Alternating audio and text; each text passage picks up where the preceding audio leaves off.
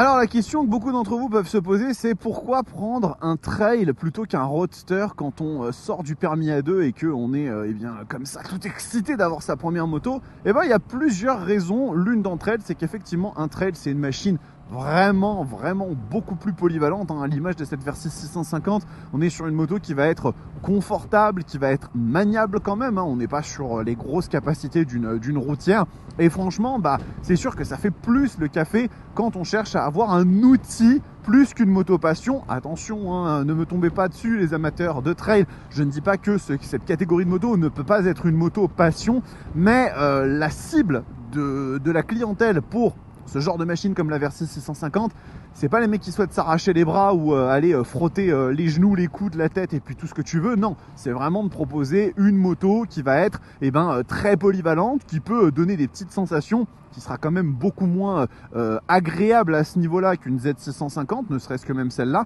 Mais on est sur un truc un peu plus touche à tout, un petit peu plus confort, un petit peu plus long cours, sur lequel on va pouvoir mettre de la bagagerie, on va pouvoir mettre du top case. Donc forcément, hein, dès qu'on commence à marier un petit peu tous ces ingrédients, ça donne un attrait qui peut être très bon pour les jeunes permis à deux qui en plus souhaitent des fois quelque chose de moins radical au début, hein. C'est quand même plus rare d'avoir des jeunes permis qui partent sur par exemple de la sportive, hein. C'est pas forcément le truc le plus commun et donc un trail, hein, ça peut bien faire le café.